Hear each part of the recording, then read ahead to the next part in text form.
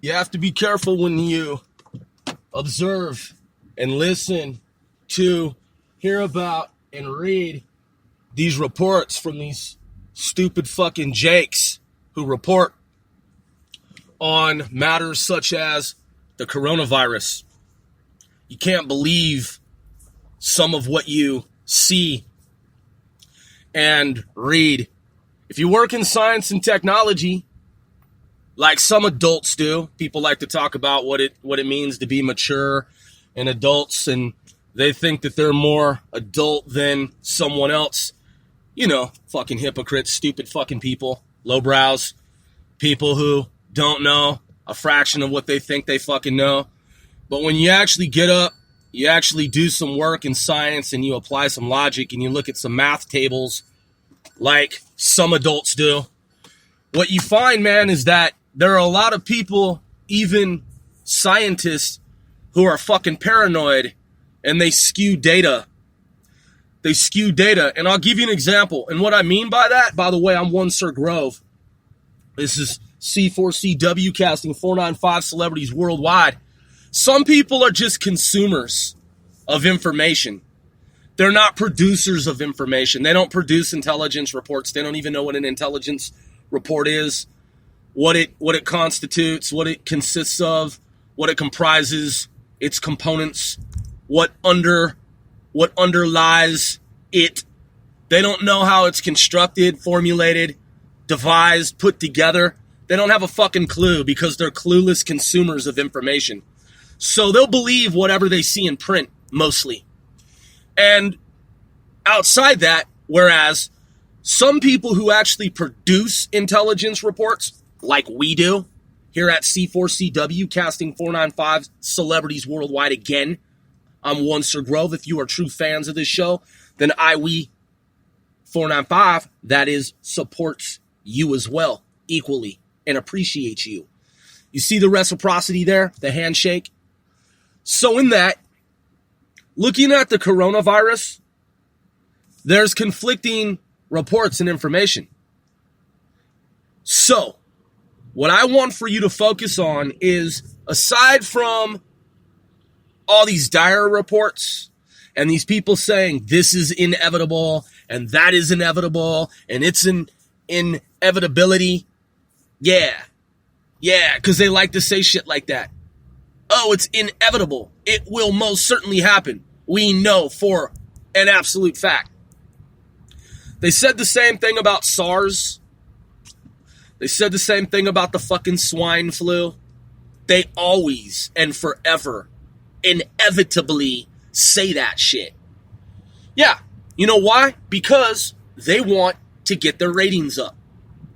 They want to get their ratings up. It could be some scientist at CDC who wants attention, who wants for people to be fearful. Because that's what some people like to do. Some people, their personality is such that they want for people to be fearful. It's a way for them to control you and your mind. It's their way of getting back at society because they are disenchanted motherfuckers. So some scientist working somewhere wants you to believe that it's all dire and it's inevitable that X, Y, Z are going to fucking happen. So they'll tell you that shit. Again, they said the same shit about the fucking goddamn swine flu. They said the same motherfucking shit about SARS. Because they're omnipotent, they're omniscient, they're all-knowing, they know it all. People read that shit, then they repeat it on social media, and then people believe the shit. Even when it's not fucking true. So let's look at it objectively. Was gene sequenced. We're talking about genetic material. It was sequenced rather rapidly after China admitted that there was some type of outbreak. We, that is DSI, my private group that looks into matters of intelligence and examines said matters of intelligence.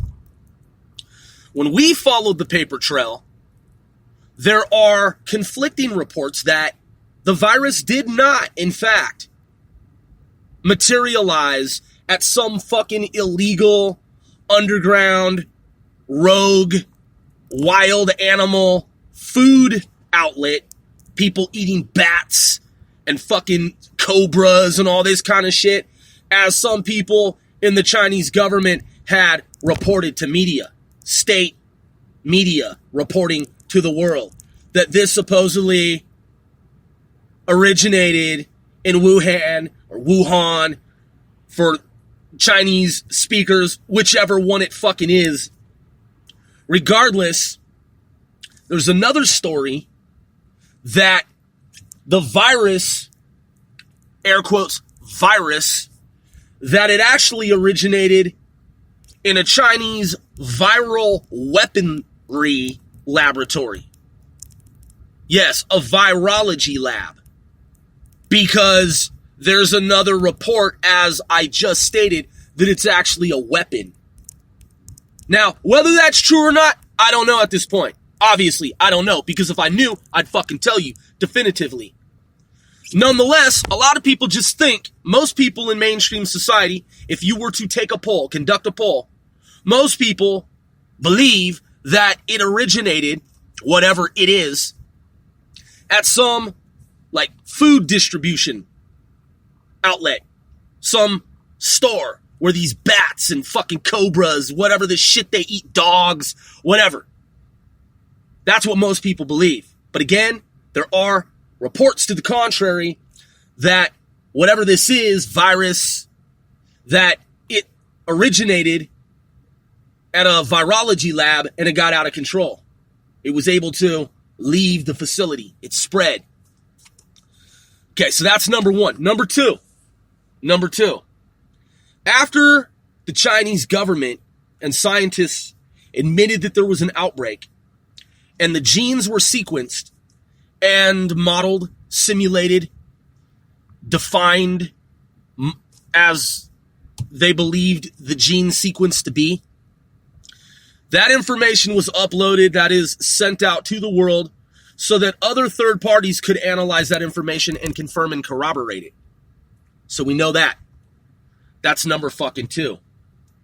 Number three, there was someone who emerged recently and stated that that person, an expert, apparently, evidently, of some kind, type, knew the actual lifespan, in other words, knows, accordingly, the clock time on the program of this air quotes virus, and that it is soon to expire. That person claiming to have revelatory information, revelatory, that is a revelation. If it is true, well, that scientist, that expert, whomever that person is, so check it out. So this so-called expert, this person who came forward, whether it's true or not, also went on to say that in addition to the lifespan that he supposedly is familiar with, that in this disclosure of information, same body of information, IBID, that is, same body of information above, he said that in addition to the lifespan of this genetic code of whatever this thing is, he said that it can be inactivated by way of sunlight, that it doesn't like sunlight, and that sunlight will kill it effectively, at least to some extent, some degree. And for grammarians out there and out here. So those are two things that he pointed out, that person, that it has a certain lifespan that is about to time out, life cycle that's about to time out, and in whatever type of program it is in terms of its inner workings and its genetic matrix, and that it doesn't like sunlight. So one of the things that I pointed out when I did some simple math, looked at some ratios and some math tables and applied some basic mathematics, amount over time, division, decimal, percentage, times 100. When you look at the rate of change and the growth rate and folks, some of them who have modeled similarly, and they believe that it could become exponential and it could infect millions of people.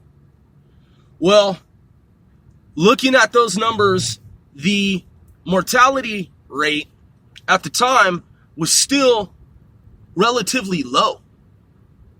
Still relatively low.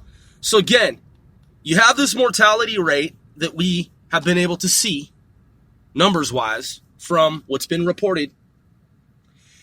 And then in contrast to this low mortality rate, you have these people with these dire claims.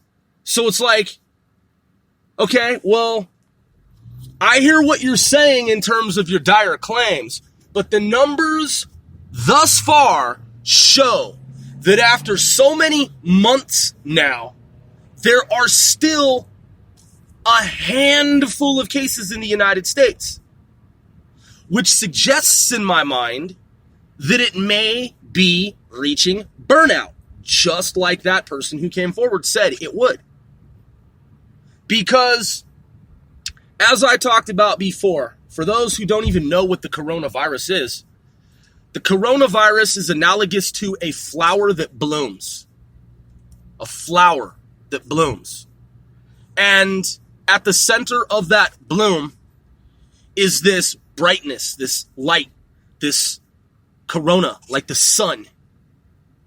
And so if going with that analogy, we take it one step further and we say, so the corona can be equated to heat. Let's just say it's this heat, this glow, this radiance, this light of some kind. Well, apparently, another light emanating onto it is like fire fighting fire and deactivates it. Because it is a flame, it is a corona, it is a deadly flower that has bloomed, like some type of deadly aquatic marine life that you don't want to touch because it's deadly to the touch. It looks beautiful, but it's deadly. Like a deadly jellyfish that looks beautiful. Like, say the color blue. Like a bright, radiant blue. Like a phosphorescent color. Some type of iridescent rainbow color that's bright. And you see it on the beachfront and you're like, oh, that's beautiful. Don't touch it. It will kill you by touching it. Well, the coronavirus can be thought of in the same way. It's a flower. It blooms. At the center of it, at its core, is this beautiful light that's bright and it's radiant and it glows. That's what the coronavirus is.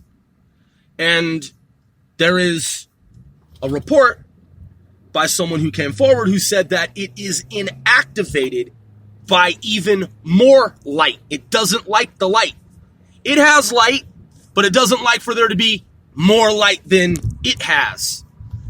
So, whether that's true or not, that remains to be seen.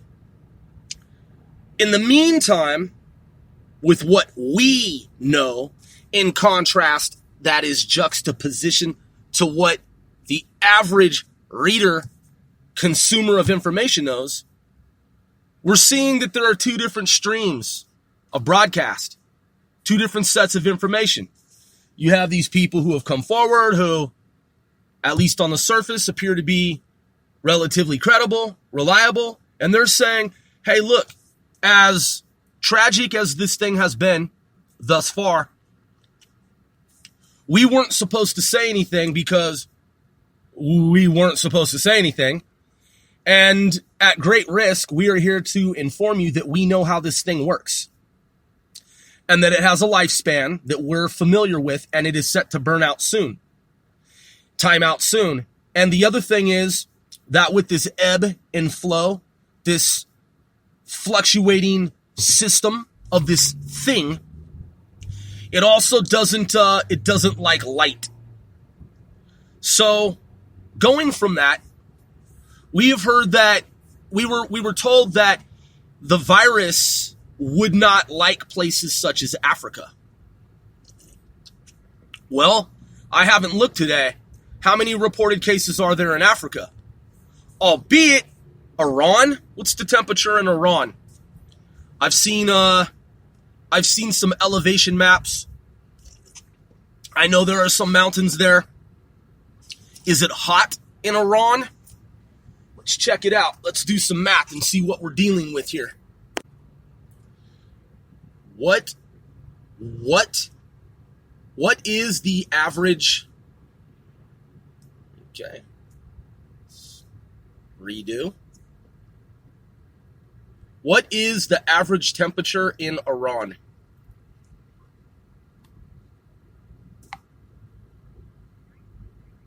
Okay, it says 49.9 degrees Fahrenheit. That's the average annual temperature. Is 49.9, so 50 degrees Fahrenheit is the average annual temperature in Iran. Okay, let's see. Hold on. Come on. What is the average elevation in Iran?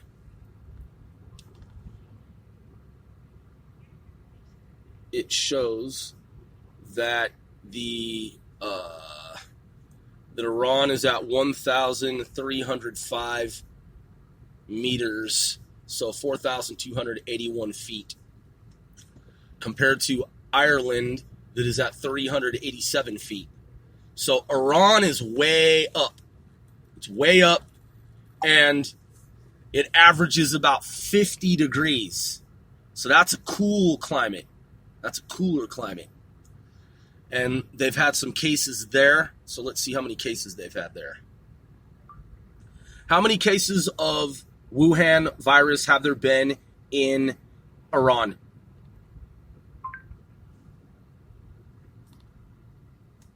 Okay, this is from 3 hours ago. This is New York Times. Let's see, 47 minutes ago. Coronavirus spreads in Middle East and beyond. Live updates. Let's see what Al Jazeera is saying here. Okay, quote, new infections and deaths reported around the world, with Brazil confirming its first case in Latin America. Now, Latin America, Brazil, we're going to have to check out the temperature there as well. Let's see. We're looking at some numbers. We need to see some numbers as well. All right, here we go. In this Al Jazeera, it is saying, quote, more deaths have been reported in Iran and Italy, while South Korea on Wednesday said an 11th person. So 11th person, that's 11 persons. Globally, at least 80,000 people have been diagnosed with the illness. All right, so 11 people. And then, let me see. How many cases of the coronavirus are there in the United States?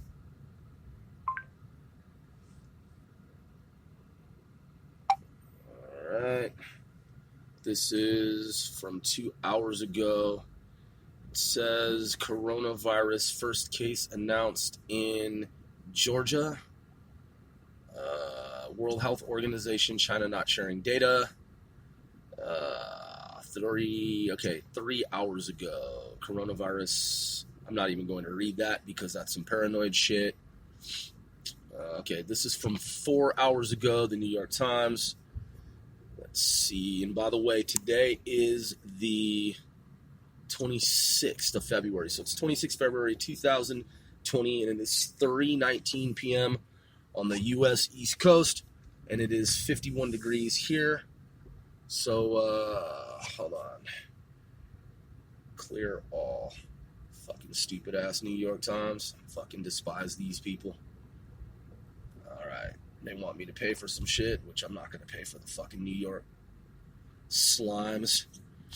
Despite the fact that they have information that is being... okay, let me see. What is CNN reporting here? Let's just cooperate here. Computer, okay? Let's just do that. How many How many cases? How many cases of coronavirus in the United States?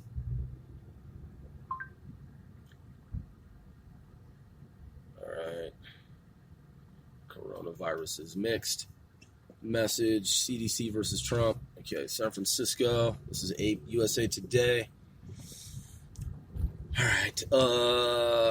Okay, San Francisco declares emergency. 270 million face masks needed. 270 million face masks. See, that's just some paranoid shit. That's the type of shit I'm talking about, man. Someone reads this and they don't know what we know about the coronavirus. I'm just saying. I'm just simply saying. Like, someone reads this type of like writing here, and this is the type of shit that they're writing here. Quote, the declaration raises awareness, mobilizes city resources, accelerates emergency planning, and coordinates agencies across the city. It literally fucking says 270 million face masks needed. It's like, come on, dude. Man. That doesn't really make sense to me. I'm just saying, gut feeling, that just doesn't seem right. That seems ultra fucking paranoid. All right? I mean, can't panic, man. You have to keep a cool mind, level head. Gotta keep a cool mind state, man. You gotta be centered and grounded. I mean, do I sound paranoid, man? I'm trying to evaluate this information, man, and look at what's really happening here.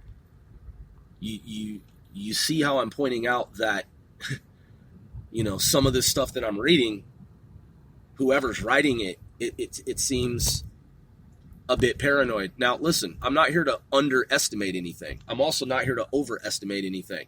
I'm here to look at the intel, man, from available open source intelligence information.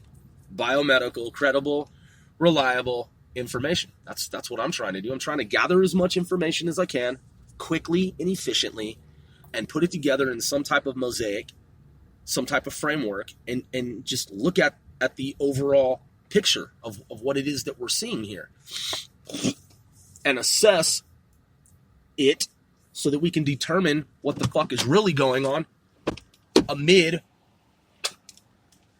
everything that we're being told.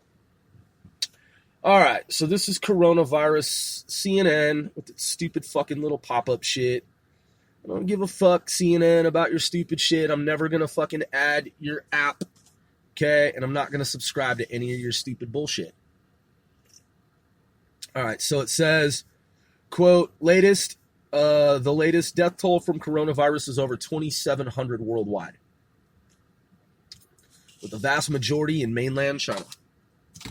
So it's still China where this thing is having as much of an impact as it is. Why do people do this?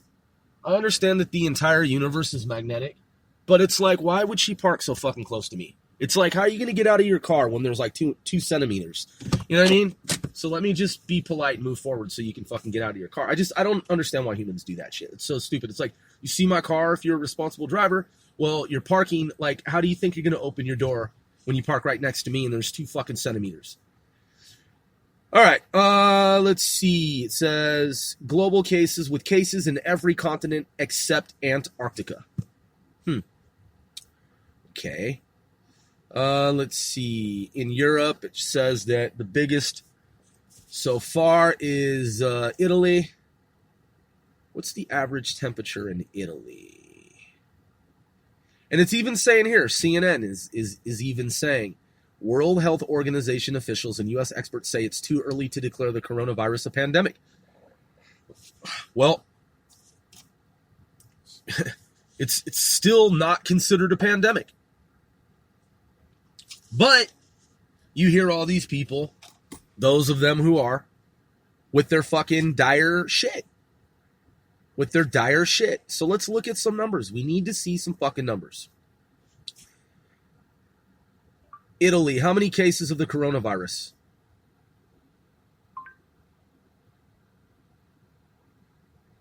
Go a little bit fucking faster there, okay?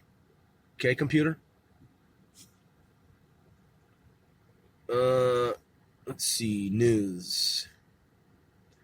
CNBC. All right, let's see, NPR, Newsweek, fucking Bloomberg. Okay, this is CNN International, 17 minutes ago.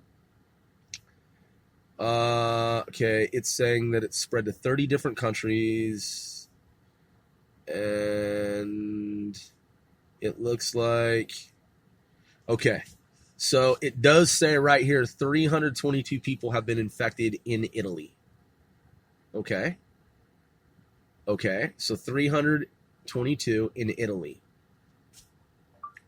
What is the population of Italy?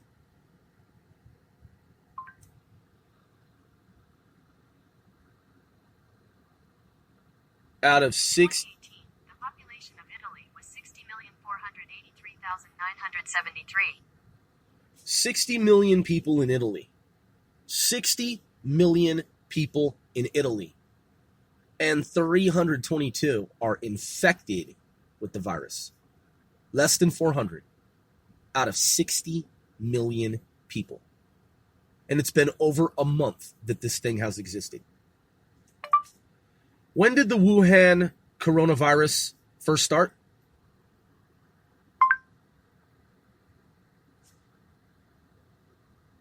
"33 minutes ago." We already went over this some days ago. And it says that it started in December of 2019. December to January to February. We're coming up on March here at the end of the week. It's been 90 days. 90 days that this thing has existed. I said this before. If this thing were more virulent than it actually is, there would be far more people infected by now. And look at the ratio. It's dangerous. It's deadly. 60 million people. Okay, from the outbreak of this thing. It's been now a quarter of a year. And less than 350 people, less than 400 people in Italy are stricken with it. Think about that. In a quarter of a year, less than 400 people have it in Italy. Yeah, it's serious, but I mean, look, man, those numbers are small for something that some people want to say is a pandemic because they want for people to be fearful. It's like, dude, yeah, it's something to be aware of. It's something in society that exists. But for you to want for people to believe that it's some super outbreak shit, it's like, come on, dude, it's been a quarter of a fucking year, man. You know what I'm saying? You know what I'm saying? I mean, coming up on a quarter of a year, almost 4 months. 4 times 3 is 12. That would be a third of a year. All right, so says, let's see, New York Times is offering a timeline here. All right, it said the outbreak, quote, yeah, I'm not going to fucking log in, dude. I'm not going to log into your shit. No, I'm not going to fucking subscribe either, dude, okay? Fuck you. Fuck you in the New York fucking Times, man. I fucking despise you. I think you're a bunch of fucking bitch-made suckers. I really just want to read the fucking news. And I really don't want to fucking log into any of your shit because you're bitches. You know what I'm saying? Like, why don't you just fucking have the news be available like the other news networks? You know what I'm saying? You want people's, like, account information and all this shit. I mean, fuck off, man, for real. Yeah, fuck off, dude, for real. Let me see. I'm going to bring up this information here. All right. Yeah, it's taking a really long time, bitch. It's taken a really long time just to see the information, you stupid motherfucking piece of shit.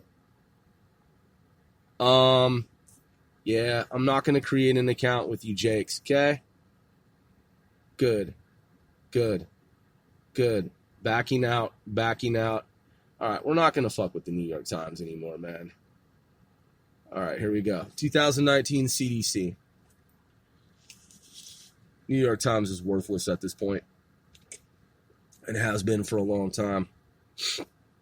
CDC, okay, so this is from CDC, is responding to an outbreak of respiratory disease caused by a novel new coronavirus that was first detected in Wuhan City, Hubei province, China, and which has now been detected in 37 locations internationally, including cases in the United States. The virus has been named SARS-CoV-2, and the disease it causes has been named Coronavirus Disease 2019, abbreviated COVID-19. On January 30, 2020, the International Health Regulations Emergency Committee of the World Health Organization declared the outbreak a public health emergency of international concern, PHEIC.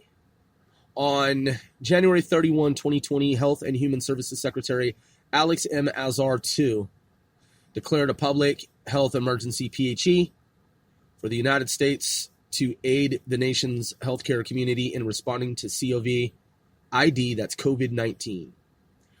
Source and spread of the virus. Coronaviruses are a large family of viruses that are common in many different species of animals, including camels, cattle, cats, and bats. Camels, cattle, cats, and bats. I said cattle, camels, cats, and bats. I switch it up. Cattle, camels, and cats, and bats and rats. There's no rats involved. But it does say camels, cattle, cats, and bats. Rarely, animal coronaviruses can infect people and then spread between people, such as with MERS-CoV, SARS-CoV, and now with this new virus named SARS-CoV-2. Oh, and by the way, just for the audience here, one of the things that I also ought to point out and mention here from my research is that they were first, these folks who report, some of these observers, we'll just call them observers, they were saying that at first they believed that this virus could even be spread from human to animal, but then someone revised that and said that it's not likely, that is, it is unlikely that humans will be able to spread this disease to animals. Now, is that true? I don't know, but I heard that revision. So it's important to note and point that out. All right, so back to CDC. The SARS-CoV-2 virus is a beta coronavirus, like MERS-CoV and SARS-CoV. All three of these viruses have their origins in bats. The sequences, and I did see where that was pretty much determined from the beginning, that it seemed that they had hunkered down on that, and that was the anchor point, and that was known concretely. So I think that information is very accurate now. And yeah. So the sequences from U.S. patients are similar to the one that China initially posted, suggesting a likely single recent emergence of this virus from an animal reservoir. All right. Early on, many of the patients in the COVID-19 outbreak in Wuhan, China, had some link to a large seafood and live animal market. I honestly, at this point, I don't know that I believe that that's true, but that's what we're being told. Suggesting animal-to-person spread. Later, a growing number of patients reportedly did not have exposure to animal markets, indicating person-to-person spread. Now, if I were a virologist making a viral weapon in a virology lab, and I were a Chinese scientist, yeah, we'd have to pin it on a local market. I don't know how CDC is able to know succinctly and concisely that it indeed originated at that marketplace, other than that's what we were told by the Chinese gov. I'm just fucking saying, how would CDC know? CDC can't possibly fucking know. CDC doesn't know where it originated. Come on, man. We're intel fucking experts here. Do the logic tables, do the math. CDC has no way. CDC is still mapping it. CDC cannot say that it knows for certain that it came from a food market. It just can't. It doesn't fucking know that. That's what it was told by the Chinese government. So person-to-person spread has been reported outside China, including the United States and other locations. Chinese officials report that sustained person-to-person spread in the community is occurring in China. They also, keep in mind, they also have a different medical system than we have. In addition, other destinations have apparent community spread. Okay, so that's the talk now, is community spread. Community spread. In addition, other destinations have apparent community spread, meaning some people have been infected who are not sure how or where they became infected. And then it says, learn what is known about the spread of newly emerged coronaviruses. All right, so let's see. Situation in U.S. Imported cases of COVID-19 in travelers have been detected in the U.S. Person-to-person spread of COVID-19 also has been seen among close contacts of returned travelers from Wuhan. But at this time, this virus is not currently spreading in the community in the United States. Now, audience, gotta plug in. Keep in mind, it's been 90 days and there is no widespread community transmission in the U.S. So, knock on wood, it hasn't spread widely in the United States, and it's been 90 days since this outbreak, which harkens us back to what we were told regarding the lifespan of this coronavirus. That there's a turn-off switch, and that it's likely to end soon. Okay, back to CDC. Let's see. All right, so not currently spreading in the United States. Illness severity. Both MERS-CoV and SARS-CoV have been known to cause severe illness in people. The complete clinical picture with regard to CoV ID-19, COVID-19 is not fully understood. Reported illnesses have ranged from mild to severe, including illness resulting in death. Now remember, not everyone dies who gets this.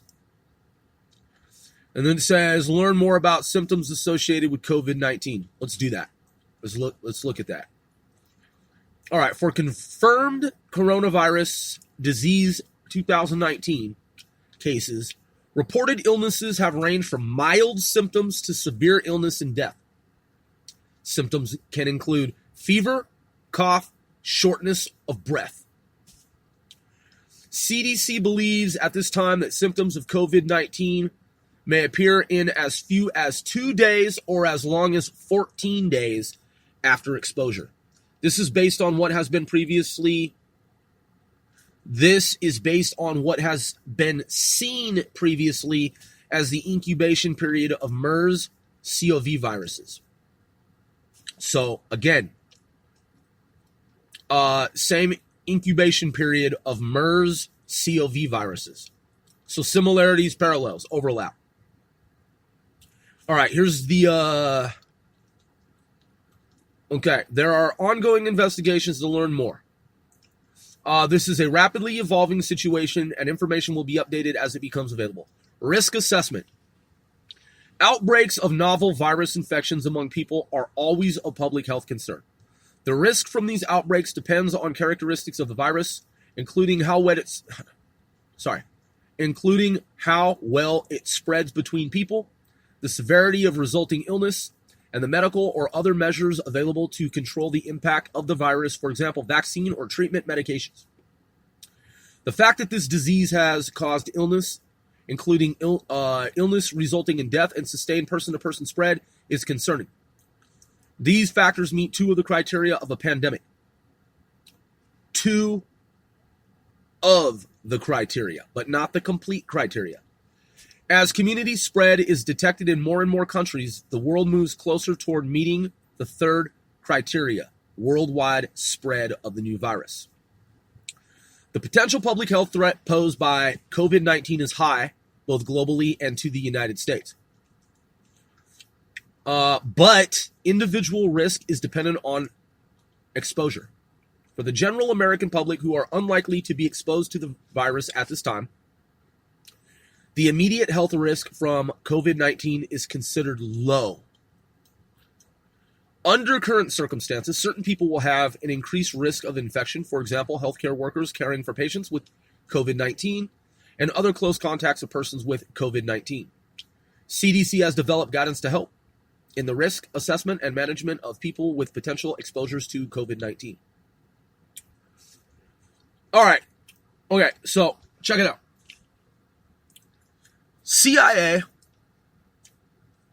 DOD, DIA, DARPA all have bioweapon countermeasures programs. And you, the audience, ought to know that when this was first detected, whatever timeline the public is being told in terms of how long it will take to create a vaccine, well, you have to know that DARPA, CIA, Defense Intelligence Agency, DOD, Fort Detrick, Maryland, bioweapons laboratories and countermeasures, they have to already be at work to counter this thing. And though it may take the general public and private industries a year out or a year and a half, as some have even postulated, hypothesized, estimated, projected, the U.S. intelligence community has the tools and resources with which to create a vaccine. You have to fucking know that they do. That is the general public. No. Regarding that in its entirety, well, what we already know. They have to be fast at work, steadfastly working. And they may already have something. And it's being used within the U.S. intelligence community, and it's being observed in terms of its efficacy, that is effectiveness, and its use to determine if it's something that can be translated, that is transferred over to the public-private sector. CIA has to be on top of it. DIA, DOD, IARPA, DARPA, Fort Detrick, they have to have already seen this gene sequence. NIH and other agencies, they have to already know what we're dealing with to a large extent. It's just a matter of time before the public finds out what progress has been made. And again, we heard a lot of dire news and information when the swine flu, avian flu was on the rise. And a lot of what we heard at the time is composite and identical to the dire reports that we're hearing now. So, again, keep in mind, two data sets, two streams of information. You have the dire, paranoid, embellished, false data on one hand, people who are false reporting, who are inflating the numbers, who are overestimating. And then you have this other stream of consciousness, information, data over here to the contrary that challenges that first data set and says, look, I'm a researcher, scientist, analyst from China. I'm not supposed to tell you this, but we know what this thing is. And it has a life cycle that's about to time out. That's why you don't see as many cases as there would be in an actual pandemic after 90 days has elapsed. And the other thing is, this thing doesn't like sunlight. So we, DSI, we need to look at that. We need to look at Italy, and we need to see what type of ecosystem we're dealing with. Italy, what is the average temperature?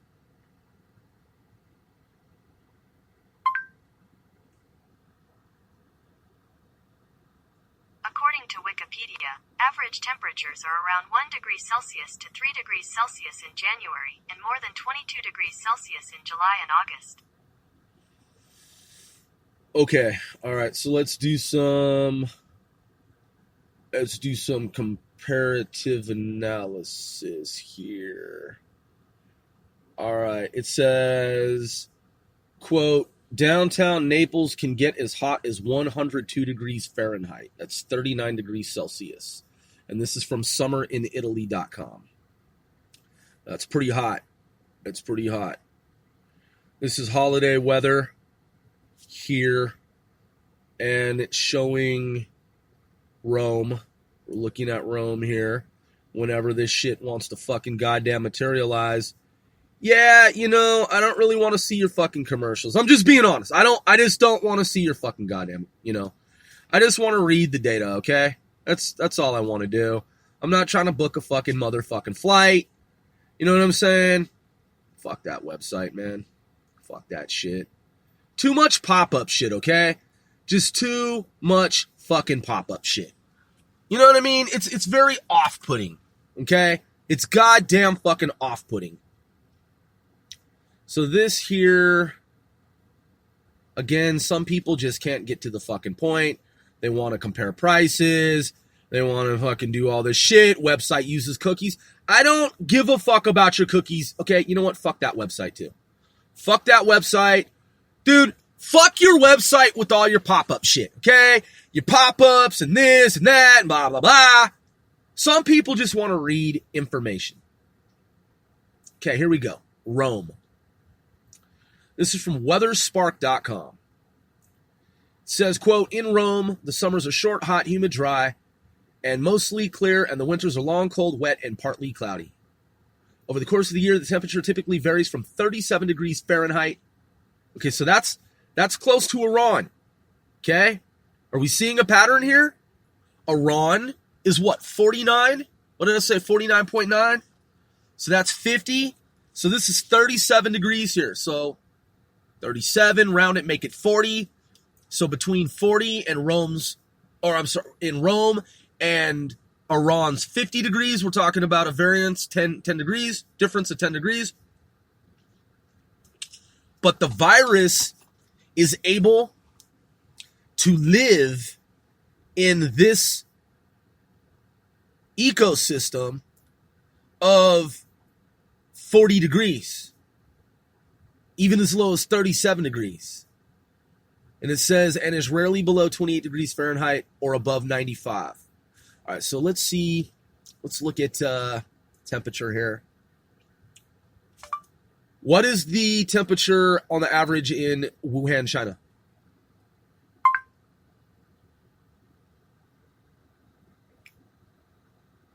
In Wuhan, July is the hottest month of the year, with an average high of 92 degrees Fahrenheit. January is the coldest month, with an average low of 33 degrees. June is the wettest month, with an average of 9 rainy days and 8 inches of rain. The month with the longest days is June, when daylight lasts for an average of 14 hours. Okay, so check it out. They just said 33 degrees, January. That's the same shit. You see those numbers? You see those numbers, man? So in that colder, cooler climate, this thing is in that data set. Now let's check out South Korea. What is the average temperature in South Korea?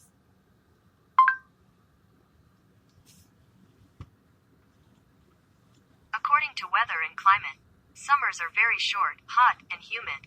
Spring and autumn are pleasant but also short in duration. Seoul's mean temperature in January is -5 degrees Celsius to 2.5 degrees Celsius, and in July the mean temperature is about 22.5 degrees Celsius to 25 degrees Celsius. All right. Okay, hold on. Let's see. Let's go here and see where. All right. 38th parallel. All right. Got some annual precipitation. What are we looking at in January? The average January temperature exceeds 0 degrees Celsius, 32 degrees Fahrenheit. 32 fucking degrees. Okay, but it's now, but we need to take into account that it is now March, coming up on March. Okay, and let me see, hold on, scanning forward. North Coast, maybe Incheon, near Seoul. All right, March to May. It says spring is initially cool and gradually becomes milder. Mid-March to May is initially cool and gradually becomes milder. So in this cool temperature, this thing is able to live. We know that. We know that. So let's do this. Let's do this.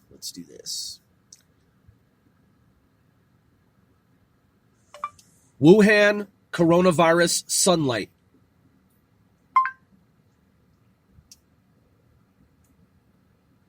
All right, there's the fucking piece of shit New York Times. All right, we're not going to go to the New York Times. We're not fucking with it anymore. It says right here, NPR. It says, hold on, The Sun in the UK has some information. Okay. It says that it's killed 2,100 people to date. Keep in mind, that's after 90 days. And infected at least 76,000 around it, make it 80,000 worldwide. So in 90 days, 80,000 people worldwide out of a population globally. It says, so 80,000 is less than 100,000 people globally in 90 days. Less than 100,000 people globally in 90 days. Okay, let me see here. Let's go to NPR. This is from February 12th. This is going back to February 12th. It says, quote, can coronavirus be crushed by warmer weather? All right. So it says right here, quote, there's a seasonality to many viruses. Flu and cold viruses tend to peak in the winter months because it was cold in those places in the 30s and 40s Fahrenheit. When we looked at Iran, when we looked at Italy, when we looked at South Korea, cooler climate, thriving virus, and now it is being corroborated by NPR here. And then it says, quote, will the newly identified coronavirus and the disease it causes, COVID-19, follow a similar pattern? And this analysis is regarding that. And hold on. And they're saying that it says that it is akin to a seasonal cold. And, okay, hold on. It says in China, the rest of the Northern Hemisphere, in the spring, the virus can begin to peter out or plateau. Okay, but the southern half of the globe is headed into fall or winter, so you may see this virus have increased. Okay, so the southern half of the globe is headed into fall and winter. All right, and so looking at increased transmission. So The inverse in the southern hemisphere. The inverse in the southern half of the globe. So where up north, this may taper off, which is what we're hoping. Hope for the best, plan for the worst. Again, the analysis goes back to, from everything that we've read, we have to figure out what this scientist meant about the lifespan, because it was a bit cryptic, but this person seems to know something about the lifespan. Coronavirus lifespan.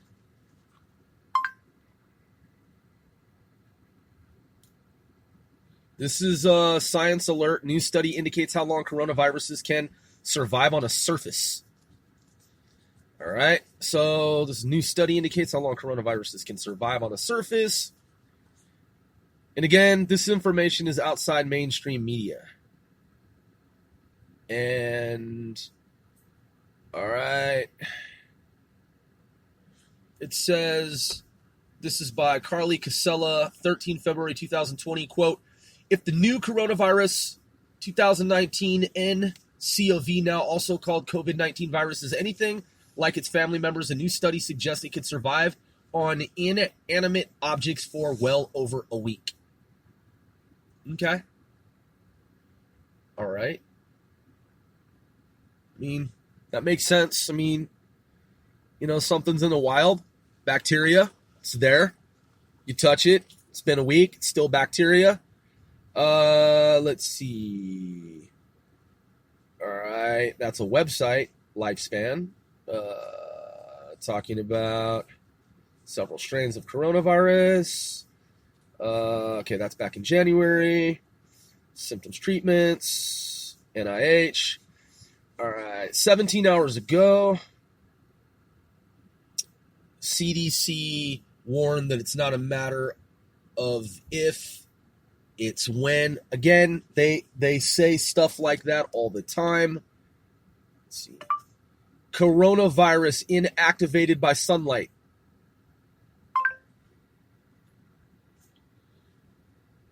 All right. This is New York Times, quote, coronaviruses are named for the spikes which resemble a crown or the sun's corona that protrude.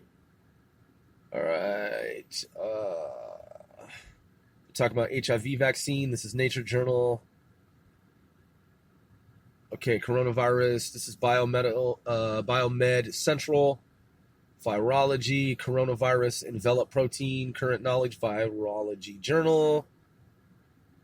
Okay, National Geographic. 1 day ago. Quote, will warming spring temperatures slow the coronavirus outbreak? That's what we're thinking. That's what we're thinking.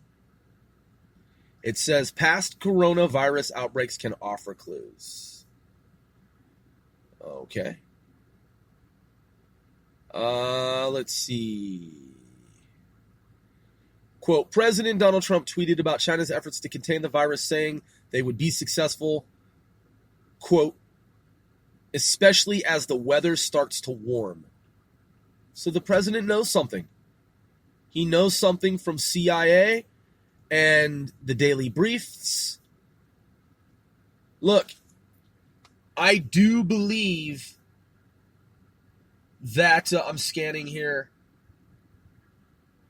I do believe that when that person came forward and made the statement about sunlight and the coronavirus, there's a lot to that we haven't been told. While at the same time, you hear all this dire shit in the fucking news. So we remain vigilant and we do our best to uncover the truth and look at all the information from as many angles as possible in the allotted time. And we go from there. So we know a lot. We know a lot more than we knew before, than we knew 30 days ago. And the one other thing that I think is important to point out is that, Look, I'm listening to NPR right now because NPR is fucking stupid. And they always have it always has some type of liberal bent to it. So, one of the announcers, she just went on to say some really stupid shit. And she was like, yeah, President Trump, he's going to have an announcement in a couple of hours. And he's going to talk about the coronavirus.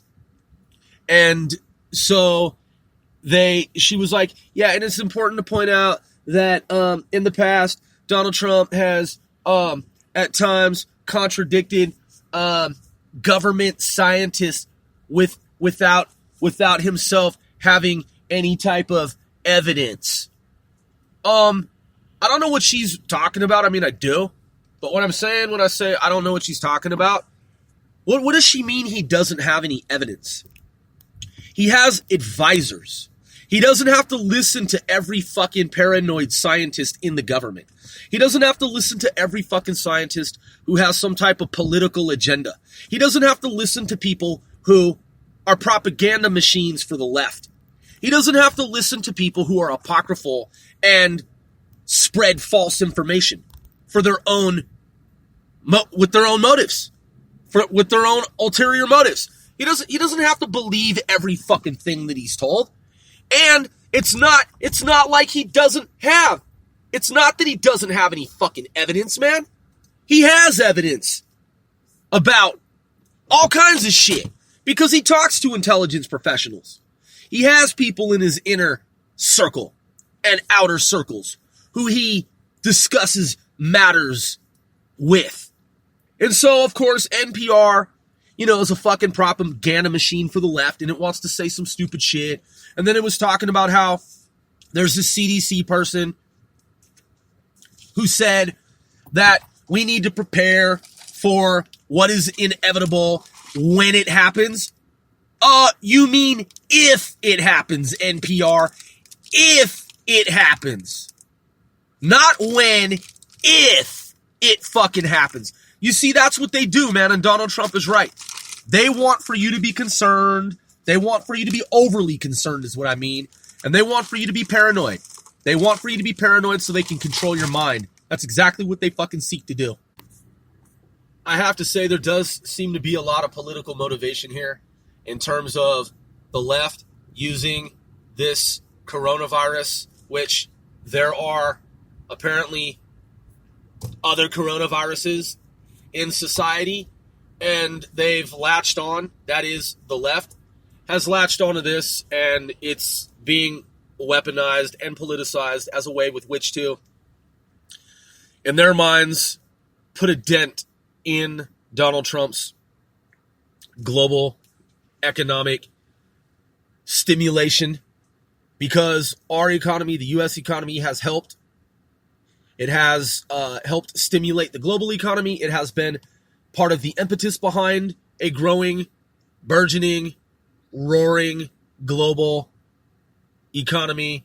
And this is an opportunity that the left has seized onto because they're opportunists. And as sad and tragic as it is that this coronavirus has taken many lives, the left doesn't care about human life and will use a tragic situation like this to its benefit if it can. And so it's important to point that out. So we've looked at the numbers, we've done the number crunching, and we have been able to glean certain intelligence information and value, and we will continue to, again, remain vigilant and do our civic duty by raising awareness and checking the facts. I'm Oncer Grove. Thank you for tuning in to another episode of C4CW, casting 495 celebrities worldwide.